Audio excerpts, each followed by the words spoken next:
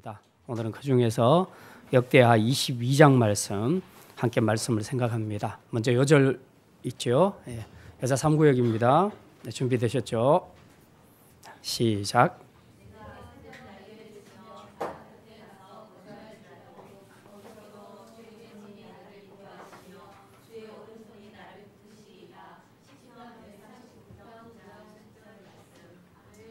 예, 수고하셨습니다. 우리나라 요즘 그 정치계를 보면 옛날에 그 사색 당파란 말을 생각나게 합니다. 여당은 여당대로, 야당은 야당대로 계파들이 분명하게 나누어져 있습니다. 이렇게 확실하게 계파로 나누어지는 것을 제가 본 적이 별로 없는데 최근에 와서는 확실하게 그렇게 같은 당 안에서도 계파가 확실히 나눠지는 것을 보게 됩니다. 대부분의 정치인들은 자신의 판단과 또 생각을 따라서 계파와 노선을 결정하고 또 거기에 속해서 이제 뜻을 합해서 함께 활동을 하고 있습니다. 노선을 선택한다는 것은 그 노선의 운명과 같이 한다는 것을 의미하기 때문에 굉장히 중요합니다.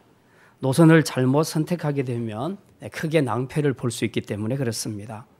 마찬가지로 우리가 신앙생활 할 때도 노선이라는 것이 있습니다. 많은 사람들이 구약 시대도 그렇고 신약 시대 그리고 지금 우리의 삶도 그렇지만 각자가 자기 판단을 따라서 그렇게 자기 길을 걷고 있지만 그러나 성경에서는 영적으로 보면 크게 두 가지의 노선밖에 없다고 말하고 있습니다. 그걸 이 역사서인 열왕기서나 아니면은 역대기의 용어를 빌리자면 하나의 길은 하나의 노선은 여로보암의 길이고 하나의 길은 다윗의 길입니다. 그리고 역대기에서는 아합 왕 이후로는 여로보암의 길이라는 표현보다는 아합의 길이라는 표현을 쓰고 있습니다. 그래서 여로보암의 길 혹은 아합의 길이 있고 또 하나는 다윗이 걸어갔던 다윗의 길이 있다. 그럼 이 두 길, 이 노선의 차이는 무엇일까? 여로보암과 아합의 길은 왕들이 자기가 스스로 진짜 왕이라고 생각하고 하나님 없이 통치하는 것, 자기 생각과 자기 판단을 따라서 자기 기분대로 통치하는 것이 바로 이 여로보암의 길, 아합의 길이라고 생각할 수 있습니다. 반대로 다윗의 길이라는 것은 비록 자기가 왕임에도 불구하고 자기 위에 더 높으신 왕 여호와 하나님이 있다는 것을 인정하면서 통치하는 겸손한 왕, 그 하나님의 뜻을 바르게 잘 반영해서 다스리는 왕, 바로 이것이 다윗의 길을 가는 왕이다. 그렇게 표현할 수 있겠습니다. 그래서 구약의 이 열왕기서나 역대기를 보게 되면 모든 왕들에는 항상 간단하게나마 이런 평을 하고 있습니다. 이 왕은 몇 살 때 즉위해서 몇 살 때 죽고 몇 년 동안 통치를 했는데 궁극적으로 어느 길을 갔느냐? 여로보암의 길을 갔느냐? 다윗의 길을 갔느냐? 아합의 길을 갔느냐? 다윗의 길을 갔느냐? 거의 짧게 그렇게 평을 하고 있는 것을 우리가 알 수 있습니다. 자, 오늘 본문에는 우리가 아하시아 왕, 좀 낯설기는 한데요. 아하시아 왕에 대해서 우리가 좀 생각을 해볼 건데요. 아하시아가 자기 앞에 놓여 있는 두 노선 중에서 하나를 선택하는 과정입니다. 자, 이 과정을 통해서 우리 그리스도인들도 동일하게 우리가 살면서 이 두 노선 중에 하나를 선택해야 되는 이제 이런 기회들이 있게 되는데 그럴 때에 우리가 어떻게 결정해야 될 것인가? 또 그 결정을 하는 데 있어서 우리가 고려해야 될 사항들은 무엇인가? 그래서 오늘 아시아의 노선 선택에 관한 이야기를 통해서 우리가 선택할 때에 주의해야 할 사항, 꼭 알아야 될 사항에 대해서 두 가지만 함께 말씀을 나누고자 합니다. 자, 첫 번째는요, 각 노선의 정체성을 바르게 분석하라는 겁니다. 자, 한번 따라합시다. 각 노선의 정체성을 바르게 분석하라. 일반적으로 우리가 어떤 노선을 따른다고 얘기했을 때 노선은 자기보다 상위 개념입니다. 자기가 어떤 노선을 따로 만들지 않는 이상은 기존의 선배들 혹은 지도자들이 이미 구축해 놓은 체제 안으로 혹은 그 길 속으로 내가 들어간다는 것을 의미합니다. 그래서 기존에 있는 힘 있는 노선 중에서 내가 어느 쪽에 속해서 거기를 따라갈 것인가 하는 것을 결정할 때 우리는 노선을 선택한다. 이제 그렇게 말하게 되죠. 그 노선을 잘 선택하려면 이 노선을 잘 분석할 수 있어야 됩니다. 이 노선이 가지고 있는 정체성이 뭔가, 그리고 이 안에는 어떤 철학이 있고 어떤 가치관이 있고 어떤 사람이 속해 있고, 그리고 이 길을 걸어갔을 때 얻을 수 있는 유익은 무엇이고 손해볼 것은 무엇인가, 그리고 이 노선을 걸어감으로 인해서 나는 사회에 어떤 기여를 할 것인가 아니면 내 개인의 유익을 얻게 될 것인가, 이제 이런 여러 가지를 잘 판단을 해서 선택을 하게 되겠지요. 자, 오늘 이 아시아 왕은 과연 어떻게 선택했을까? 이제 우리가 읽으면서 본문의 결론은 다 봤습니다만 우리가 함께 좀 생각을 할 겁니다. 아시아 왕은 22살 때 왕위에 올랐습니다. 자, 오늘 본문의 2절에 보면요, 아시아가 왕이 될 때 나이가 42세라고 기록이 됐는데 이거는 오역입니다. 번역이 잘못된 것이고요. 열왕기서를 찾아보게 되면 아시아는 22살 때 왕위에 오르게 됩니다. 히브리어 문자가 알파벳이 비슷한 것에 있어서 살짝 꼬부러지면요, 그게 22에서 42로 바뀝니다. 이제 이런 부분들이 있기 때문에 일단 열왕기와 역대기를 같이 보면서 봐야지 오역을 찾아낼 수가 있습니다. 어쨌든 22살 때 아하시아가 왕위에 오르게 되는데요. 아하시아의 족보를 보면 조금 특이합니다. 다른 사람과 달리 특이한 점이 있습니다. 아하시아의 친할아버지가 누구냐 하면 우리가 잘 아는 여호사밧 왕입니다. 여호사밧은 남유대 북이스라엘의 왕들을 통틀어서 가장 선한 왕으로 꼽히는 몇 손가락 안에 드는 사람이 여호사밧 왕입니다. 자, 그런데 또 아하시아의 외할아버지는 누군가 하면 아합입니다. 아합은 우리가 잘 아는 것처럼 북이스라엘에서 가장 악한 왕 몇 손가락 안에 들어가는 사람이 아합 왕입니다. 그러니까 지금 가장 선한 왕 여호사밧과 가장 악한 왕 아합을 친할아버지와 외할아버지로 두고 있는 것이 아하시아라는 거죠. 그러니까 이제 굉장히 생각만 해도 굉장히 갈등이 심했겠다 하는 이제 그런 생각이 듭니다. 아무튼 친할아버지와 외할아버지가 서로 대척점에 서서 극단적인 노선을 걸어가고 있는 이 상황에서 이제 아시아 이야기를 하고 있는데요. 이 여호사밧 친할아버지에게도 아주 치명적인 결점이 있었습니다. 그게 뭐냐 하면 결혼을 시킬 때 정략 결혼을 시켰는데 그 결혼 때 자기 아들 여호람이라는 왕이 있거든요. 여호람이 있었는데 그 아들을 아합의 딸, 그러니까 아합과 이세벨 사이에서 태어난 아달랴라는 공주가 있었는데 그 공주와 정략 결혼을 시키게 됩니다. 자, 그렇게 한 것이 이제 아주 치명적인 결과를 가져오게 됩니다. 아시아의 입장에서 볼 때에 과연 누구의 영향을 많이 받았겠는가? 할아버지 쪽만 생각한다면 친할아버지와 외할아버지 중에서 어느 쪽의 영향을 더 많이 받았겠는가? 이건 노선을 선택하는데 굉장히 중요한 영향을 미칠 수가 있거든요. 그런데 우리가 생각해 보면 외할아버지는 북에서 살고 있고 그리고 친할아버지는 자기하고 왕궁에 같이 살고 있으니까 훨씬 여호사밧의 영향을 많이 받을 수 있을 것이라는 생각이 충분히 들 수 있습니다. 자, 근데 이제 그게 다가 아니었다는 거죠. 왜냐하면 아시아에게는 부모의 영향력이 있었다. 부모란 존재가 있었다는 겁니다. 근데 이 부모가 누구냐? 아버지는 여호람입니다. 여호람이고 어머니는 아달랴지요. 이 여호람은 또 어떤 사람인가? 여호람은 이제 아버지가 죽고 난 다음에 장자였는데 맏아들이었는데 맏아들이라는 그 고난 때문에 왕이 됩니다. 그런데 맏아들로서 왕이 됐는데 왕이 되고 난 다음에 맨 먼저 한 일이 뭐냐 하면 동생들을 다 죽여버렸습니다. 그리고 그 원로 정치인들도 함께 다 몰살시켜 버렸습니다. 이게 이제 어디 나오냐 하면 우리 오늘 본문 봤던 22장 바로 앞에 보면 21장이 있는데요. 21장 4절에 보면 그 내용이 나옵니다. 21장 4절 말씀 우리 같이 한번 읽겠습니다. 여호람이 그의 아버지의 왕국을 다스리게 되어 세력을 얻은 후에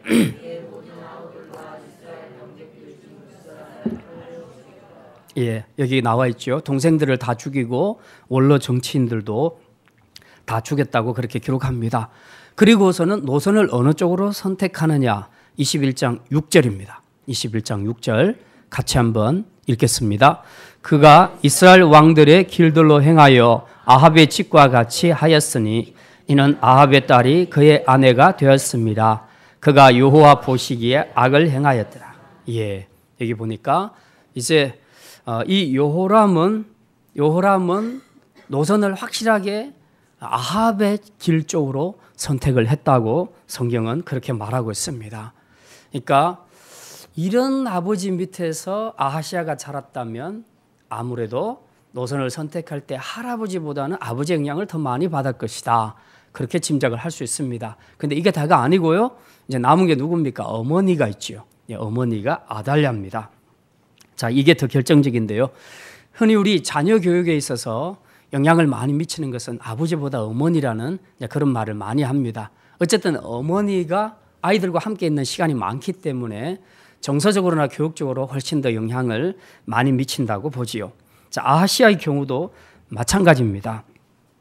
22장 오늘 본문 3절 22장 3절 말씀 우리 같이 읽겠습니다.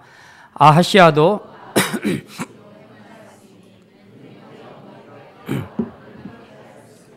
예, 여기 보니까 어머니 아달랴가 아하시아를 꿰어가지고 아합의 길로 가게 하고 악을 행하게 하였다. 그렇게 이야기하고 있습니다. 자, 이제 이렇게 전체적으로 보면 아하시아 주변에 영향을 미칠 수 있는 중요 어른이 4명입니다. 예. 친가 쪽으로는 친할아버지 여호사밧이 있고 그리고 아버지 여호람이 있고 어머니 아달랴가 있고요. 외가 쪽으로는 아합이 있습니다. 물론 이세벨까지 포함하면 외할머니까지 포함하면 5명이 되겠습니다. 이 중에서 다윗의 길을 걷고 있는 신앙적인 사람은 친할아버지 한 사람밖에 없었다. 나머지는 몽땅 다 아합의 길을 걸어갔다. 자, 이런 상황에서 4대 1의 상황에서 아하시아가 과연 어느 노선을 선택할 것인가? 가능성으로 봐서는 아무래도 사쪽으로 기울어질 가능성이 크겠죠. 자, 근데 환경이 그렇기 때문에 이제 아하시아는 그렇게 선택할 수밖에 없었다고 말할 수 있겠는가? 예, 오늘 우리는 이제 이 부분을 좀 생각을 하려고 합니다. 노선을 선택할 때 아하시아는 확실하게 자료를 가지고 있었습니다. 무슨 자료를 가지고 있었는가? 친할아버지가 선정을 베푸는 것을 자기 눈으로 목도했던 사람입니다. 아하시아는. 예. 그래서 친할아버지가 다윗의 길을 걸어가면서 하나님 앞에서 왕으로서 어떻게 바르게 통치하는 것이 옳은가를 보여줬던 이 모든 것을 다 봤다는 얘기입니다. 그리고 친할아버지가 손자가 태어났을 때에 그 아이가 성장할 때 아무 말도 하지 않았겠습니까? 분명히 신앙적인 교육을 했을 거라는 거죠. 자, 이 교육을 받은 상태에서 그 다음에 아버지와 어머니 아달랴 그리고 외할아버지 아합의 영향을 받아서 지금 이 아합의 길로 가게 되었다.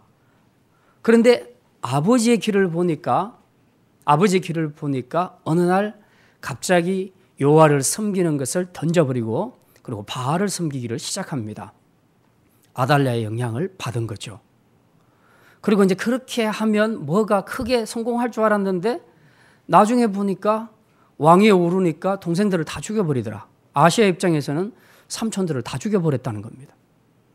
다 죽이고 그리고 나중에는 보면 이 병에 들어서 오늘 자세히 다는 못 읽었지만은 창자가 이렇게 빠져나오는 이제 그런 병에 걸려서 요람이 마지막에 그렇게 비참하게 죽게 됩니다. 하나님께서 작정하시고 이 아하시아를 이 병에 걸려서 죽게 하신 것입니다. 자, 아합의 길을 따른 결과가 무엇인지를 자기 눈으로 확실하게 봤다는 거죠.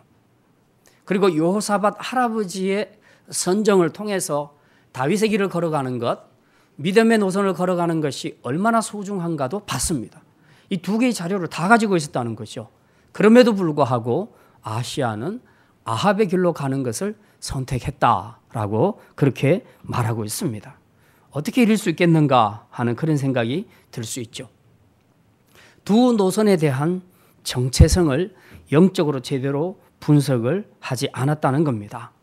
물론 이제 아하시아가 이렇게 선택한 데는 그 어머니 아달랴의 영향이 상당히 컸으리라고 우리는 짐작할 수 있습니다. 그렇지만 아하시아의 나이가 22살, 지금 우리 나이로 하면 23살 대학교 4학년쯤 되는 나이입니다. 그 나이 또래의 왕이 됐다 했을 때에 꼭 마마보이처럼 엄마가 하는 대로 그렇게 다 결정하는 그런 나이는 아니라는 거죠. 충분히 자기 판단을 따라 선택을 할 수 있었습니다. 그럼에도 불구하고 아하시아가 아합의 길을 어떻게 선택할 수 있었겠는가? 이건 바로 자기 아내도 똑같이 아버지처럼 어머니처럼 그렇게 하나님의 통치보다는 자기 생각을 따라 살고 싶은 죄의 욕망들이 많았기 때문에 그렇습니다. 그러니까 자기의 영적인 상태가 흐려지니까 정확한 자료를 가지고 객관적으로 분석하면 어느 길로 가는 것이 사는 길인가를 알 수 있음에도 불구하고 그는 확실하게 아합의 길을 택했습니다. 아버지가 창자가 빠져 죽는 것을 보면서도 하나님의 심판을 받는 것을 보면서도 그는 아합의 길을 선택하게 되었다는 사실입니다. 그러니까 우리가 영적으로 깨어있지 않으면 아무리 정확한 정보를 줘도 객관적인 사실을 말해줘도 우리가 영적으로 잘못된 선택을 하는 경우가 굉장히 많다는 것을 우리가 알 수 있습니다. 어쨌든 자료를 가지고 분석할 때는 객관적이어야 하고 그리고 정직해야 됩니다.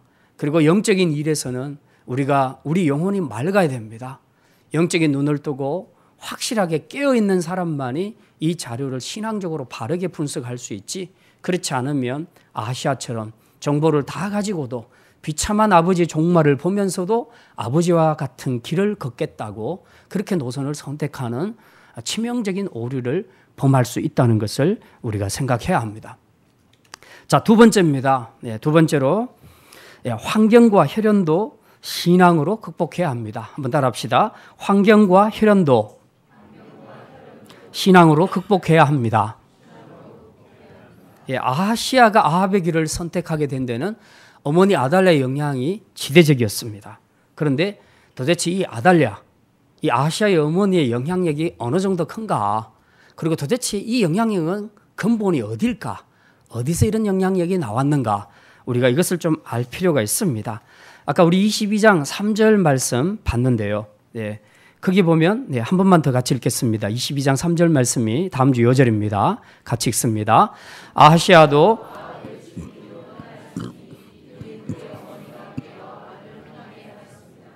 여기 보니까 아하시아가 아합의 노선을 선택한 데는 어머니 때문이다. 어머니가 아들을 꾀어서 악을 행하게 했기 때문이다. 그렇게 말하고 있습니다. 우리가 이제 이거 얼른 들을 때는 잘 이해가 되지 않습니다. 어떻게 엄마라는 사람이 아들을 꾀어서 악한 일을 하게 할 수 있을까? 이걸 이제 도덕적인 관점에서 보기 시작하면 이해할 수가 없습니다. 물론 요즘은 워낙 타락해서 그 부모가 악한 일을 자식에게 지키기도 하는 경우가 있기는 있는데요. 그런데 그런 관점이 아니고 우리가 이 관점은 도덕적인 관점으로 볼 것이 아닙니다. 이것은 신앙적인 관점으로 보셔야 됩니다.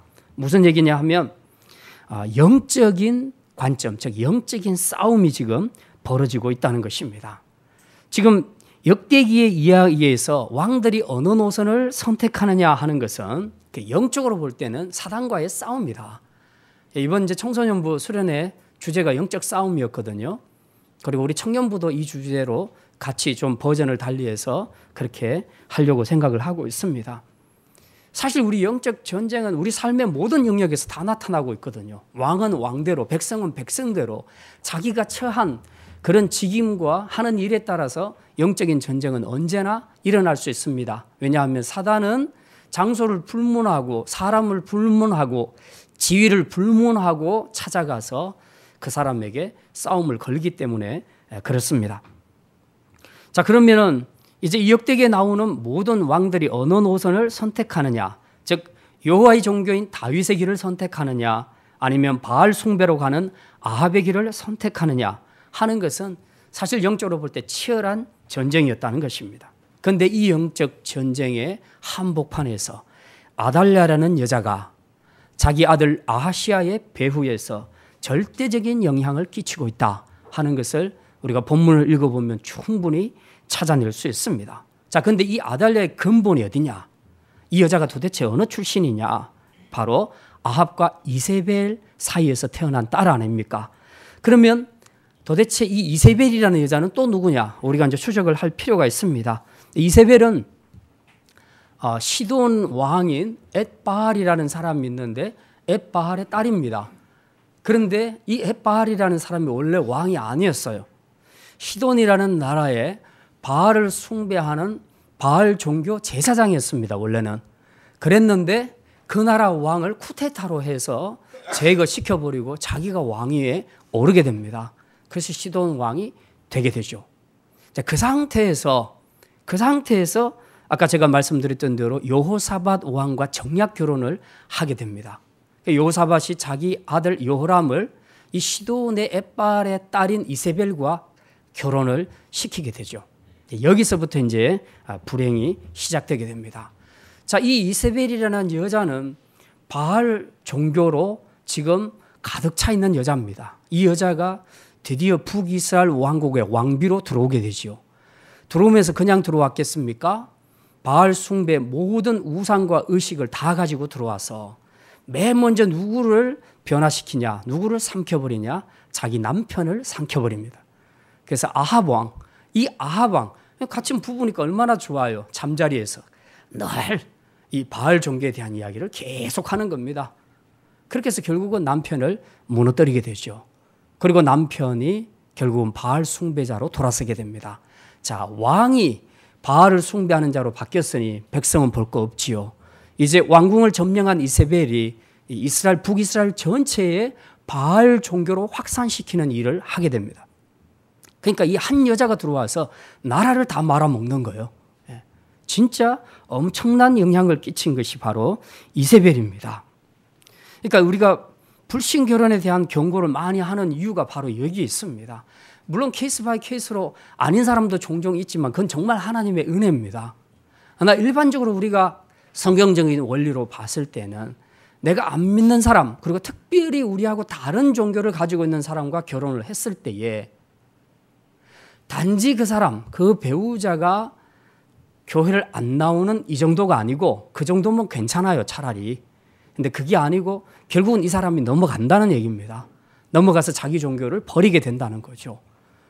그래서 이 영적인 전쟁, 영적인 싸움에서는 정말 우리가 깨어있지 않으면 순간적으로 이렇게 큰 치명적인 실수를 할 수 있게 된다는 거죠. 어쨌든 이제 이 아합 왕을 영적으로 무너뜨린 이세벨은 이제 그 다음 순서가 자기에게 좋은 기회가 찾아왔습니다. 그게 뭐냐 하면 이 남유다에서 또 정략 결혼을 시키는 거죠. 이 정략 결혼, 여호사밧의 제안을 통해서 이제 이 이세벨이 자기 딸을 여호람에게 주게 됩니다. 여호람에게 주게 되니까 결국은 이제 자기 딸이 남유다의 왕비로 들어가게 되는 겁니다. 아달랴가 왕비로 들어가게 될 때 이세벨이 가만히 놔뒀겠습니까? 야, 딸아, 내 말 잘 들어라. 내가 시돈에서 이 북이스라엘로 시집을 와서 내가 한 일이 뭔지 아냐? 북이스라엘 전체를 바알 종교로 만들어버렸다. 이제 너도 남유대 왕국 왕비로 시집 가는데 내가 했던 것처럼 너도 그렇게 해라. 그래서 철저하게 아달랴를 교육을 시킨 겁니다. 아달랴가 남유다에 시집 와가지고 이제 그때부터 자기 어머니가 했던 것처럼 똑같이 하는 거죠.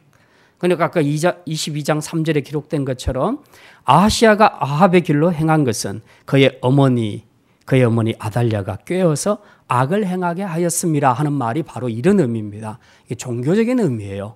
도덕적인 관점으로 보시면 이해가 안 되는데 종교적인 관점으로 우리가 이해를 해야 합니다. 자, 이제 무슨 말인가 하면요. 우리가 영적인 싸움에 있어서는 가족이 없습니다. 사실은. 가족이라는 것이 별 의미가 없어요. 예를 들어서 여러분의 가정에 혹시 이제 지금 믿음으로 통일된 가정도 있겠지만 그렇지 않은 가정이 있을 수도 있잖아요. 그런데 그런 가정에서 보면 단지 무교가 아니라 다른 종교를 가지고 있을 수가 있습니다. 그렇게 했을 때 종교 때문에 가족 간에도 불화가 생겨날 수 있지요.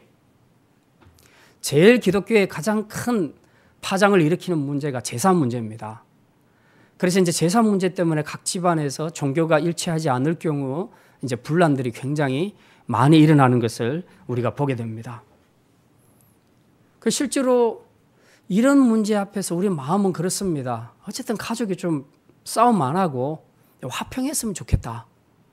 근데 화평하려니 둘 중에 하나가 포기를 해야 되는데 둘 다 포기를 하지 않는다. 그럼 화평할 수가 없는 거죠. 이제 이럴 때 신앙을 가진 기독교인들이 자꾸만 그걸 양보하고 싶은 유혹을 받게 됩니다. 차라리 내가 포기하고 우리 가정을 좀 평안하게 했으면 좋겠다라는 이제 그런 유혹을 받게 되는 거죠. 근데 이제 이게 문제라는 것입니다. 우리는 뭘 생각해야 되냐 하면 아하시아가 어머니 아달랴의 꾀임에 빠져서 아합의 길로 가게 됨으로 인해서 결국 아하시아도 망하게 됐다는 겁니다. 이건 사망의 길이라. 영적인 신앙적인 노선만큼은 가족과 혈연의 문제를 극복해야 되는 겁니다. 왜냐하면 어차피 그들 배후에 있는 것은 내 사랑하는 가족이지만 그들 배후에는 사단이 역사하고 있거든요. 사단이 역사하고 있기 때문에 그들에게 양보한다는 것은 곧 사단에게 패배한다는 것을 의미합니다. 그래서 우리가 이런 부분들에 대해서 정말 인간적으로는 너무 마음 아프지만 그러나 이게 영적인 싸움이라고 생각한다면 우리가 절대로 물러서서는 안 되는 싸움이라는 거죠. 그렇다고 해서 막 가족을 종교가 같지 않다고 해서 막 미워하고 원수처럼 대하라 그런 뜻이 아니고요. 사실 더 열심히 잘해줘야 돼요. 그런 가족들에게. 인간적으로 훨씬 더 잘해줘야 됩니다. 그렇게 해서 감동을 하게 만들어야 됩니다. 어쨌든 내가 예수 믿고 이런 삶을 보여주고 있다는 거 이걸 확실하게 보여주고 감동케 함으로써 적어도 반대하지 않도록 만드는 거기까지는 우리가 수고를 해야 되는 것이죠. 그러니까 영적인 싸움과 육의 싸움을 우리 분명히 구별해야 됩니다. 우리의 싸움은 혈과 육의 싸움이 아니라 그랬거든요. 근데 이게 잘못하면 종교 때문에 혈과 육의 싸움으로 번지는 경우들이 굉장히 많습니다. 이제 얼마 있지 않으면 한 달만 있으면 또 추석이잖아요. 그럼 다 이 제사 문제 때문에 또 심란한 가정들이 혹 있을 수가 있는데 우리가 이런 부분에서도 영적인 것과 육적인 것을 확실하게 구분하셔야 됩니다. 우리 가족을 미워하라는 게 아니에요. 지금 영적인 싸움이기 때문에 아무리 내 사랑하는 가족이고 비록 그것이 나의 어머니라 할지라도 그 아달랴 뒤에서 역사하는 사단의 역사를 읽어낼 수 있다면 아하시아는 그걸 확실히 거부했어야 합니다. 그리고 오히려 할아버지 여호사밧의 노선을 선택했어야 된다는 거죠. 이게 영적인 싸움의 실체입니다. 그래서 사단은 지금도 계속해서 그 방법을 쓰고 있습니다. 이 혈연을 이용해서. 그 혈연이 환경이 됐을 경우에 다시 말하면 나 혼자 예수 믿고 우리 가족이 전부 예수 믿지 않을 경우에는 이 혈연이 결국 환경이 되는 거예요. 이 불신앙의 가족들이 나에게 환경이 되기 때문에 수적으로 봐서도 훨씬 불리하죠. 그러니까 얼마나 힘들겠습니까? 근데 그럼에도 불구하고 우리는 환경과 혈연의 문제를 극복해야 된다는 것입니다. 사실 저희 어머니도 안 믿는 집안에 시집 와가지고 물론 본인도 믿지 않았어요. 근데 어느 날 예수님 믿으면서 그때부터 핍박이 시작되는데 제가 늘 말씀드리지만 새벽기도 갔다 오면 우리 아버지가 문을 닫아버려요. 그 추운 새벽에 못 들어오게 문을 잠궈버립니다. 그럼 못 들어가요. 아침에 해 뜰 때까지 자식들이 일어나서 문 열어줄 때까지 밖에서 떨고 기다리는 거예요. 이렇게 신앙생활을 하셨거든요. 그러니까 그랬는데 시간이 지나면서 이제 계속해서 이 복음을 전하고 삶으로 보여주니까 한 사람 한 사람씩 돌아옵니다. 사실 제가 어렸을 때에 그 믿지 않는 저희 아버지 쪽 그 형제분들이나 또 친척분들이 오면요. 그런 얘기하는 걸 굉장히 많이 들었어요. 예수 믿는 여자 하나 때문에 지금 집안이 망한다고. 그래서 엄청 욕을 많이 먹었거든요. 그 지금도 제가 그런 기억을 하는데 이게 전 불효자식이라고. 제사도 드릴지 모르는 이 불효자식들. 이런 예수를 우리가 어떻게 믿겠냐고. 근데 그런 소리 들으면서도 끝까지 이겨냈거든요. 그래서 결과적으로 아버지 4형제 중에 3형제를 다 복음으로 믿게 했습니다. 그 가족들까지 다 믿게 했거든요. 그리고 믿지 않는 그 삼촌 한 분도 그분 빼고는 그 가족들 중에서는 또 믿는 사람이 생겼어요. 결국 그런 겁니다. 우리 환경은 참 인간적으로 보면 너무 무섭고 그리고 특히 혈연의 문제는 극복하기가 너무 어렵습니다. 부딪히기가 싫잖아요. 우리도. 재산 문제로 부딪히기가 싫죠. 신앙 문제로 부딪히기가 싫습니다. 그렇지만 어떻게 하겠습니까? 아하시아가 그렇다고 해서 아달랴의 말을 들으면 결국 아합의 집 길로 가게 된 거죠. 아무리 혈연이라도 우리가 영적으로 이것을 분별할 수 있어야 됩니다. 이것을 극복해 낼 수 있어야 된다는 사실입니다. 그렇기 때문에 우리는 언제든지 우리가 치르는 것이 이 영적인 전쟁이다 하는 것을 기억을 해야 합니다.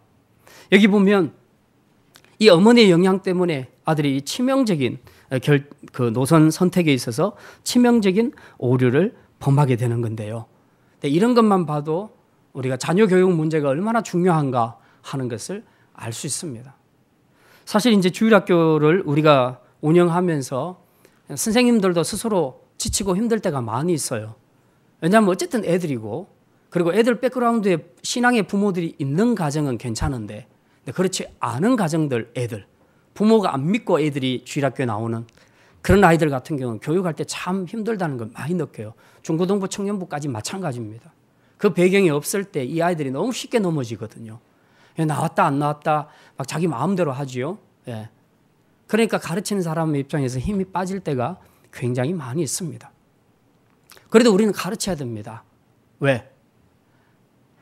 이 어린 아이들의 마음, 나이가 어릴수록 아이들의 마음은 백지와 같기 때문에 그 마음 속에 복음의 씨를 자꾸 뿌려야 되는 겁니다. 그래야지 나중에 여기서 열매가 거둬지게 되는 것이죠. 만약에 우리가 뿌리지 않으면 누가 뿌리겠어요? 사단이 와서 악한 씨를 뿌리게 될 것입니다.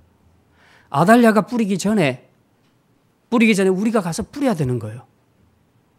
우리 아이들은 어떻게 보면 다 아하시아와 같은 아이들입니다. 정말 어떻게 보면 믿음의 그런 백그라운드가 있다고도 말할 수 있지만 없는 경우들이 훨씬 많다는 거죠. 이런 상황에서 누가 선점해서 이 영혼들에게 이 생명의 복음의 씨를 뿌려줄 수 있겠는가? 사실 우리가 애들 교육시키면서 보면 커서는 말을 안 들어요. 복음을 이야기해도 말을 듣지 않습니다. 왜 그렇습니까? 이 아이들 속에 다른 존재가 와서 다른 걸 먼저 뿌리기 때문에 그렇습니다.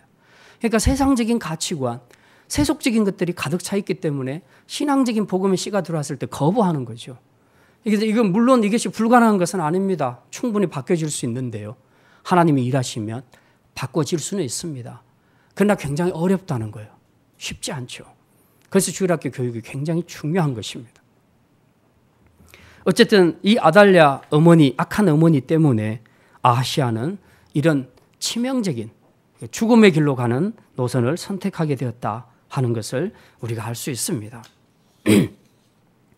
그래서 우리는 이 복음이라는 것을 생각할 때에 항상 우리 아이들에게 할 수만 있으면 최대한 들을 수 있을 때에 복음을 많이 들려주고 그리고 복음으로 사는 모습을 보여줘서 이 아이들 안에 이런 것들로 가득 차도록 만들어 놔버리면 혹시라도 나중에 어둠의 세력들이 유혹하고 공격을 해도 잠깐은 이탈할지라도 그들이 다시 복음 안으로 들어오게 된다는 거죠.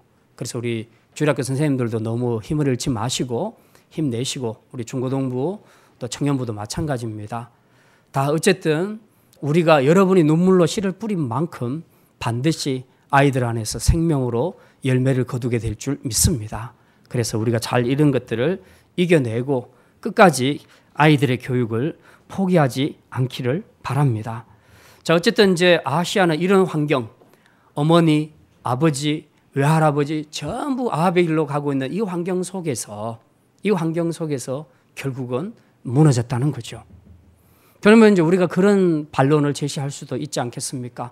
원래 믿지 않는 가정에서 태어난 우리는 어쩌란 말입니까?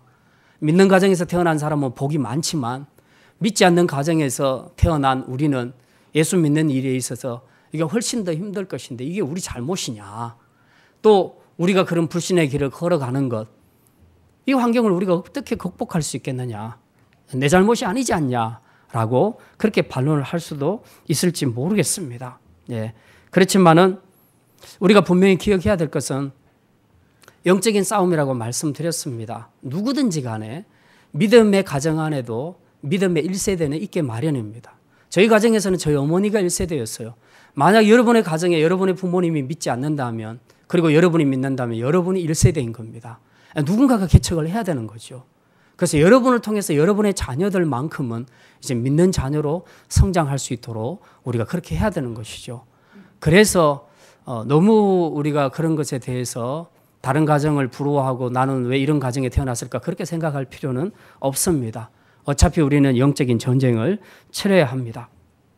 가정에서 분란이 일어나는 것도 예수님께서 이미 다 아시고 말씀하셨습니다. 그러니까 누가복음 12장 53절에 보면 복음이 들어오면 아버지와 아들이, 딸과 어머니가, 그리고 며느리와 시어머니가 서로 싸움하게 될 것이다. 그렇게 말하고 있습니다. 그러니까 세상에 복음이 들어오면 두 그룹으로 나눠지게 되어 있습니다. 한 그룹은 이 복음을 받아들이는 그룹이 있고요.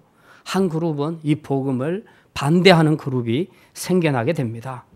그렇기 때문에 우리가 어느 그룹에 속해 있느냐 하는 것은 죽고 사는 문제를 결정하는 것입니다. 내 환경이 믿지 않는 환경이고 나는 이런 환경 속에서 자랐으니까 내가 신앙생활 잘 못하는 것에 대해서 우리가 변명하거나 합리화하지는 않아야 된다는 것입니다. 사실 아시아가 이 두 노선을 놓고 얼마나 갈등했는지는 성경에 기록하지 않으니까 우리가 다 알 수는 없습니다. 그러나 분명히 갈등이 조금은 있을 수가 있지요. 여호사밧 친할아버지의 노선을 따를 것인가, 아니면 어머니 아달랴 아합의 길을 따를 것인가. 물론 나름대로 고민을 했을 수도 있습니다. 그렇지만 그가 여호사밧의 신앙을 확실하게 잘 배웠고 그리고 묵상해서 자기 것으로 삼았더라면 어떤 어머니의 가르침이라 할지라도 그걸 결코 넘어가지 않았을 것입니다. 사실은 이게 가능한 것이거든요. 우리가 잘 아는 다니엘과 세 친구들 있지 않습니까?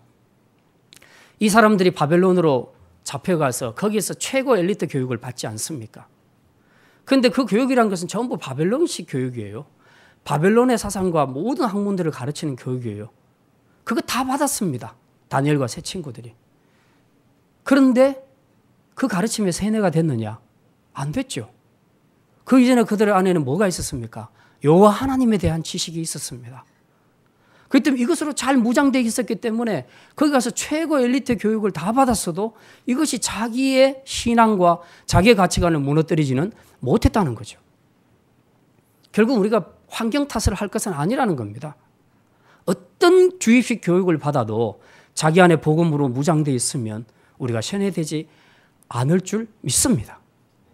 그래서 우리가 하나님 앞에서 이미 알고 있는 이 복음에 내가 이 복음 안에서 내 자신을 세우는 것, 이것이 더 중요하다 하는 것이죠. 그래서 오늘 우리에게는 환경과 혈연을 뛰어넘는 믿음이 필요합니다. 환경이 그러니까 어머니가 그렇고 우리 아버지가 워낙에 이러니까 저는 아무래도 좀 힘듭니다 라고 그렇게 생각하지 마십시오. 그건 변명입니다. 물론 그런 안타까운 심정은 이해하지만 결과적으로는 이것이 영적인 싸움이라고 생각한다면 우리가 어쨌든 혈연도 극복을 해내야 하는 것입니다. 이제 말씀을 마치겠습니다. 세상에 많은 길들이 있고 많은 사람들이 각자의 길을 걸어가고 있지만 그래도 영적으로 보면 세상에는 두 길밖에 없습니다. 구약 용어로 아합의 길과 다윗의 길, 두 가지밖에 없습니다. 아합의 길의 마지막은 죽음입니다. 다윗의 길의 마지막은 영생인 줄 믿으시기를 바랍니다. 어느 길, 어느 노선을 선택할 것인가는 여러분의 선택의 자유입니다. 바라기는 우리 모든 성도들이 다윗의 길을 선택해서 내세에서도 예수 그리스도 안에서 영원한 생명을 누릴 뿐만 아니라 이 땅에 사는 동안에도 주님이 늘 함께 하심으로 큰 축복을 누릴 수 있는 복된 성도들로 살아갈 수 있기를 주님의 이름으로 축원합니다.